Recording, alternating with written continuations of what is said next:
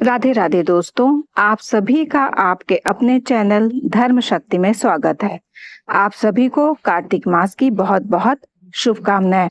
माता लक्ष्मी और श्रीमन नारायण की कृपा आप और आपके परिवार पर सदैव बनी रहे। इस वर्ष कार्तिक का महीना प्रारंभ हो गया है, अर्थात अक्टूबर से यानी कि आज से कार्तिक मास प्रारंभ है।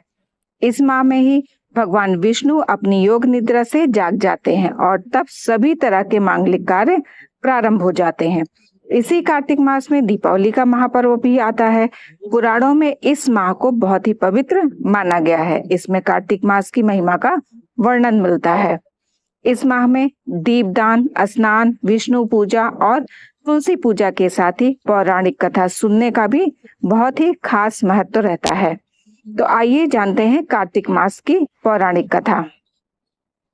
एक नगर में एक ब्राह्मण दंपति रहते थे। वे दोनों प्रतिदिन 7 कोस दूर गंगा और यमुना नदी में स्नान करने के लिए जाते थे। इतनी दूर जाने आने से ब्राह्मण की पत्नी थक जाती थी। एक दिन उसने अपने पति से कहा कि हमारा एक पुत्र होता तो कितना अच्छा रहता। पुत्र के बहू आती तो हमें घर वापस आने पर खाना बना हुआ मिलता और बहू घर का काम भी कर देती। अपनी पत्नी की बात सुनकर ब्राह्मण ने कहा कि तूने बात तो सही कही है, चल मैं तेरे लिए बहू ला ही देता हूँ। ब्राह्मण ने कहा कि एक पोटली में आटा डालकर कुछ मोहरे रख दे। ब्राह्मण के कहे अनुसार उसने पोटली बांधकर दे दी। पोटली लेकर ब्राह्मण चला गया।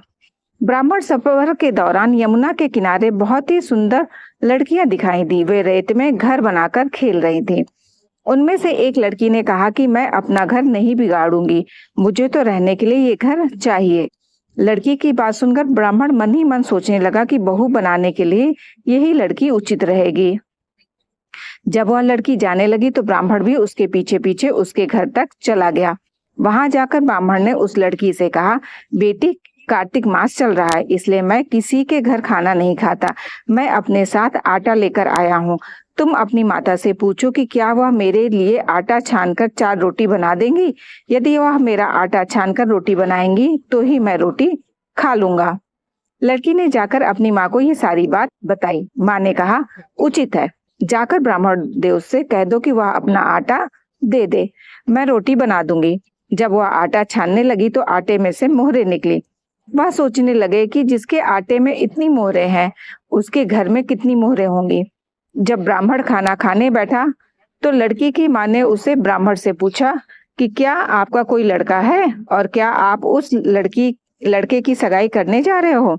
यह सुनकर ब्राह्मण ने कहा कि मेरा लड़का तो काशी में पढ़ने गया हुआ है, लेकिन यदि तुम कहो तो खाड़ कटोरे से विवाह करके तेरी बेटी को अपने साथ ले जाऊं।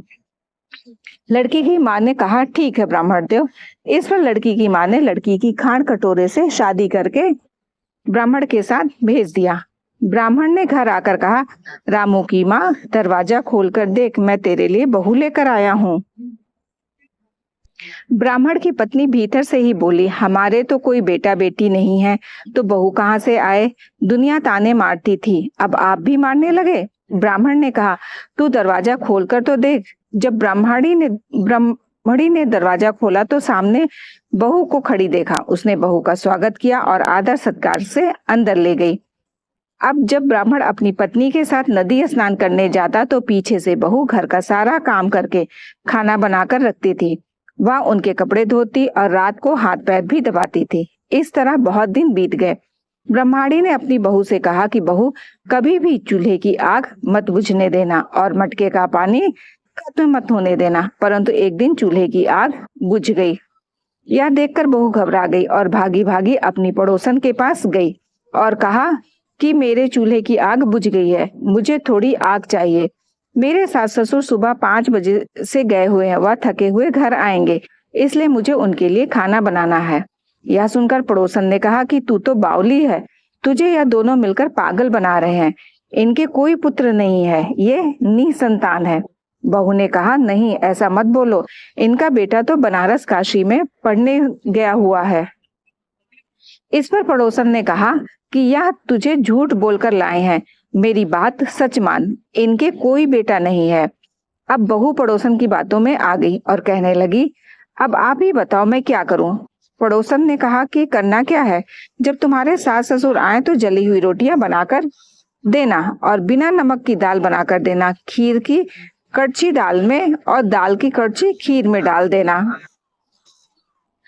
पड़ोसन ने उसे अच्छे से सिखा पढ़ा दिया। फिर जब उसके सास ससुर घर आए तो उसने ना तो उनका आदर सत्कार किया, ना ही उनके कपड़े धोए। जब उसने सास ससुर को खाना दिया तो सास बोली, बहू आज यह रोटियां जली हुई क्यों है और दाल भी अलूनी है। तब बहू ने पलटकर कहा कि एक दिन ऐसा खा लोगे तो कुछ बिगड़ नहीं जाएगा तुम्हारा।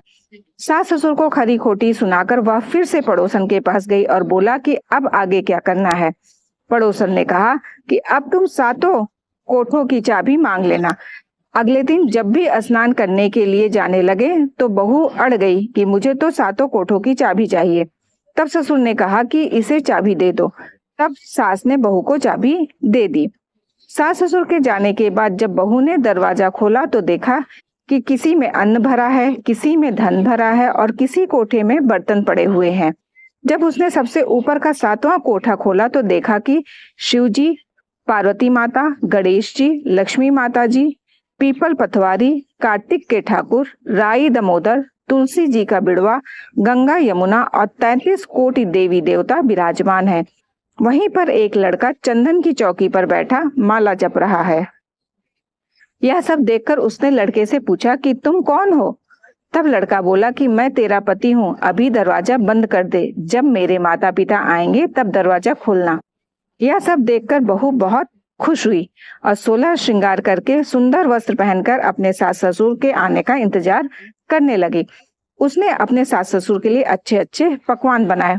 जब उसके सास ससुर घर पर आए तो उसने उनका आदर सत्कार किया और प्रेम पूर्वक खाना खिलाया और हाथ पैर दबाने लगी। पैर दबाते दबाते बहू ने कहा कि माँ, आप इतनी दूर गंगा यमुना स्नान के लिए जाती हो तो आप थक जाती हो, इसलिए आप घर पर ही स्नान क्यों नहीं करती हो।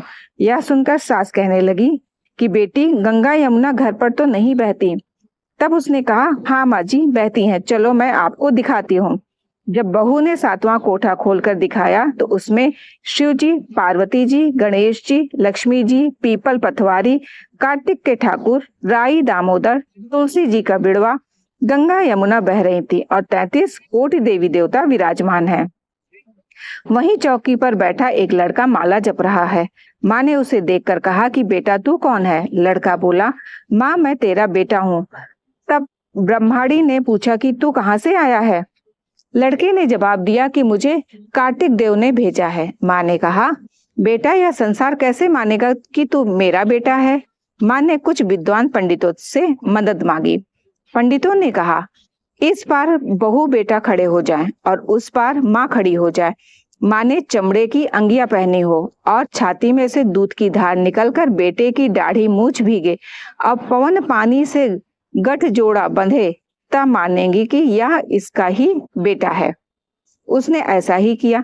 चमड़े की अंगिया फट गई और छाती में से दूध की धार निकलकर बेटे के मूछ दाढ़ी भीग गई। पवन पानी से बहू बेटे का गठ जोड़ बंध गया। यह सब देखकर ब्राह्मण और उसकी पत्नी की खुशी का ठिकाना ना रहा।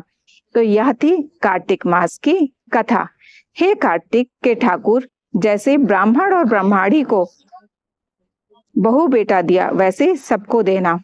कार्तिक मास की कथा कहने, सुनने और ओंकार भरने वाले सब पर कृपा करना। यदि ये वीडियो आपके लिए उपयोगी हो तो लाइक करके कमेंट अवश्य करें। यदि आप चैनल पर नए हैं तो चैनल को सब्सक्राइब करके बेल आइकन को प्रेस कर लें, जिससे आपको आगे आने वाले वीडियोस के नोटिफिकेशन समय पर मिल सके। आप और आपके परिवार पर राधा रानी की कृपा सदैव बनी रहे। राधे राधे दोस्तों।